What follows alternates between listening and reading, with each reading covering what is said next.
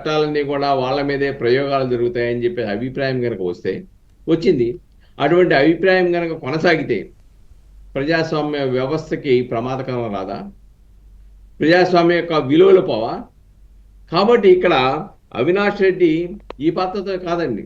తర్వాత శివశంకర్ రెడ్డి కొడుకు దస్తగిరి దగ్గరికి వెళ్ళాడు కదా, జైల్లోకి వైద్యం చేస్తామని చెప్పేసి ఒక ఖైదీలకి. అవును, అక్కడ 20 కోట్లు ఇస్తామన్నాడు కదా, బెదిరించాడు కదా. తర్వాత వాళ్ళ భార్య మీద దాడి చేశారు కదా. ఈ కేసులో దాదాపుగా 5-6 సాక్షులు అనుమానాస్పద మృతిలో చనిపోయారు కదా, చిన్న వయసులో ఉన్న వాళ్ళు కూడా. ప్రధాన సాక్షులు, ప్రత్యక్ష సాక్షులు కూడా చనిపోయారు కదా. కుట్లు వేసిన వాళ్ళ పాత్ర ఉన్న వాళ్ళు కూడా చనిపోయారు కదా. మరి అలాగ ఒక పక్కన సాక్షులు చనిపోతా ఉన్నారు, రెండో వైపున సునీతారెడ్డో లేకపోతే దస్తగిరి లాంటి వాళ్ళు నాకు ప్రాణభయం ఉంది, నాకు రక్షణ కావాలని చెప్పేసి వేడుకునే పరిస్థితి. మూడో వైపున సిబిఐ లాంటి సంస్థలు గత 5 సంవత్సరాల కాలంలో న్యాయస్థానానికి వెళ్ళి మేము ఇలాగైతే విచారణ జరపలేము అని చెప్పేసి తమ గోడును వెల్లబిచ్చుకునే పరిస్థితి దేశ చరిత్రలో ఎప్పుడూ సిబిఐ ఈ విధంగా భయానక పరిస్థితిని, తప్పుడు కేసుకునే పరిస్థితి, తప్పుడు కేసులు పెట్టి మీరు వెళ్ళిపోండి, మీరు విచారణ సక్రమంగా జరపకండి అని చెప్పేసి రామ్ సింగ్ లాంటి వారిని బెదిరించిన సంఘటనలు ఎక్కడ వేశారు జగన్మోహన్ రెడ్డి గారు? ఎన్నికలు అయిపోయిన తర్వాత సిబిఐ విచారణని ఉపసంహరించేసుకుంటాడు. చివరికి ఏమంటాడు అసెంబ్లీలో? అధ్యక్ష, ఒక కన్నును ఇంకో కన్ను పొడుస్తుందా? వాళ్ళు మా బ్రదరే, వీళ్ళు మా బ్రదరే అని చెప్పేసి కథలు చెప్పుకొచ్చాడు. సిబిఐ ఏముంది?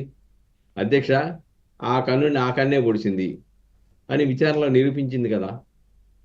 కాబట్టి అలానే సునీతారెడ్డి గారు అనేక సార్లు చెప్పారు కదా, లేకపోతే మీరు ఉపసంహరించుకోండి, 11 కాబట్టి 12 కేసులు అవుతాయి, 12 కేసు అవుద్ది, లేకపోతే మీరు పెట్టారని ఎందుకు అనుమానం ఉండదు, అనుమానించకూడదు అని బెదిరించారు కదా. అయినా సునీతారెడ్డి గారు ధైర్యంగా సాహసంతో కూడినటువంటి ప్రయోగం చేశారు కదా. ఇది దేశ ప్రజలకి ఇన్స్పిరేషన్ ఇచ్చేటువంటి ఒక ప్రయోగం కదా ఇది.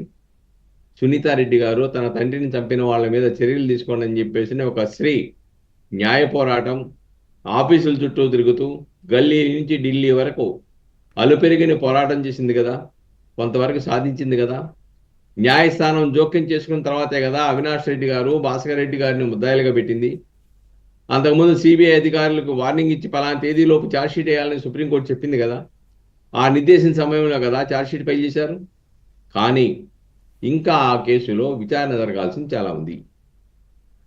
ఛార్జ్షీట్ వేసిన తర్వాత కూడా ఫర్దర్ ఇన్వెస్టిగేషన్ 173 సబ్ క్లాజ్ 8 ప్రకారం కోర్టు అనుమతి లేకుండా కూడా, ఛార్జ్షీట్ వేసిన తర్వాత కోర్టు అనుమతి లేకుండా కూడా విచారణ జరిపి, ఎందుకంటే 40 కోట్ల రూపాయల సుపారీ ఏంటి, ₹1 కోటి దస్తగిరికి ఇచ్చిన సొమ్ము ఎక్కడి నుంచి వచ్చింది, అలానే బాహ్య ప్రపంచానికి తెలియకుండానే జగన్మోహన్ రెడ్డి గారికి ఎవరు ఫోన్ చేశారు, ఎందుకు ఆ జాప్యం జరిగింది, సాయంత్రానికి అక్కడ వివేకానంద రెడ్డి గారి దగ్గరికి వెళ్ళిన తర్వాత ఫలానా ఆయుధంతో ఇతన్ని చంపారు అని చెప్పేసి ఆ సమాచారం ఎలా లభ్యమైంది, పోలీసు వాళ్ళు విచారణ ప్రారంభించకుండానే, అక్కడ ఆయుధాలు దొరకకుండానే ఏ విధంగా సమాచారం వచ్చింది, వీటన్నిటి మీద విచారణ జరపాలి కదా.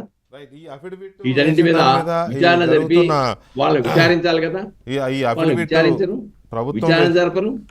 ఇవన్నీ కూడా చేస్తే ఇంకా పెద్ద అనకొండలు ఏమన్నా దొరికినా కానీ ఆశ్చర్యపోవాల్సిన అవసరం లేదు.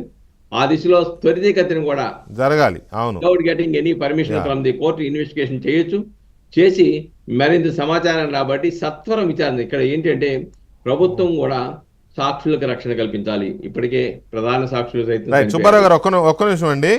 ఇక్కడ ఈ ప్రభుత్వం వేసిన అఫిడవిట్ మీద కానీ వీటి మీద కానీ ఇప్పుడు ఈ మొత్తానికి సెంట్రల్ పాయింట్గా ఉన్న వివేకానంద రెడ్డి గారి అప్పటి